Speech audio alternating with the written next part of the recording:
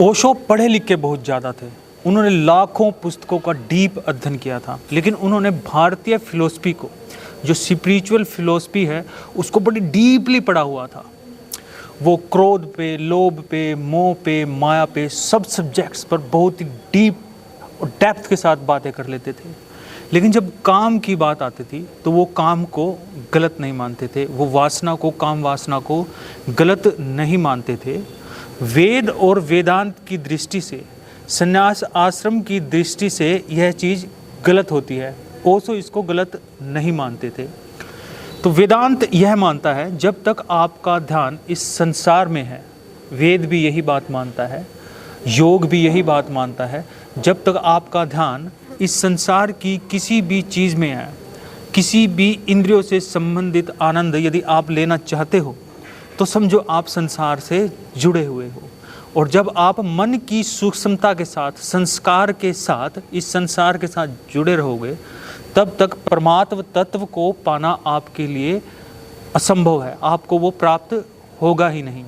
पूरी तन्मयता के साथ इस काम वासना, क्रोध, अहंकार, मोह, लोभ, माया, इन सब को धीरे धीरे एनिहिलेट करते हुए, योग करते हुए, मेडिटेशन करते हुए, जप आदि करते हुए, जब आप इन सब चीज़ों के पार हो जाते हो, आप निसंस्कार हो जाते हो, जब आप बोध प्राप्त कर लेते हो, ज्ञान को प्राप्त कर लेते हो, तो ही आप निर्वाण को और मोक्ष को, इनलाइटमेंट को और लिबरेशन को प्राप्त करते हो। बेसिकली ओशो लिबरेशन किसे कहते थे? संसार के जो भी बंधन हैं उनसे फ्री होना, उनसे लिबरेट होना, उनकी नज़र में यह लिबरेशन थी। सेक्सुअलिटी पर तो उन्होंने ऐसी बातें की कि अमेरिका में उनको एक बार जेल में भी जाना पड़ा, और भारत में तो वो बातें बिल्कुल भी स्वीकार नहीं होती।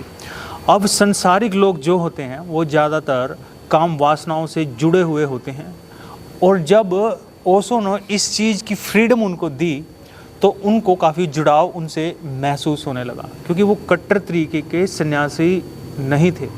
उनके जीवन में काफ़ी लग्जरियस था, उनके जीवन में बहुत सारी औरतें भी आई। ओशो की दृष्टि में ये चीज़ गलत नहीं थी, किसी आम आदमी की दृष्टि में भी ये चीज़ गलत नहीं है। इसको हम गलत तो नहीं कह सकते, लेकिन उनको स्पिरिचुअल कहना बड़ा मुश्किल है। लेकिन वो one of the greatest philosopher ज़रूर थे, और अपनी बात को कहने में, पब्लिक को मैनिपुलेट करने में बहुत ही माइंडेड पर्सन थे, बहुत ही तेज़ थे ओशो। उनकी पर्सनैलिटी थी, उनका ज़बरदस्त ऑरा था।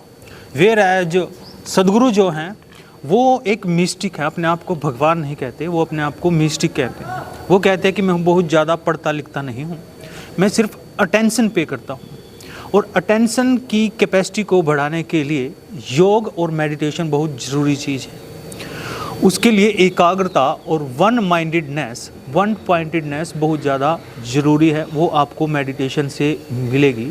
जब आप अपने इंट्यूशंस को डेवलप कर लेते हो, यानी अपने विवेक को बहुत ऊंचा कर लेते हो, उसमें चढ़ाव ले आते हो योग और मेडिटेशन से, तो दुनिया की जो बुक्स है उनको बहुत ज़्यादा डीपली आपको पढ़ने की ज़रूरत ही नहीं होती।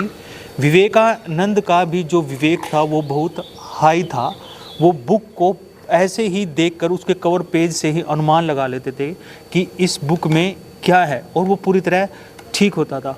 तो जब हम मेडिटेशन से अपने इंट्यूशंस को, अपने विवेक को बहुत ऊंचा कर लेते हैं, तो बुक्स को पढ़ना इतना ज़रूरी नहीं होता।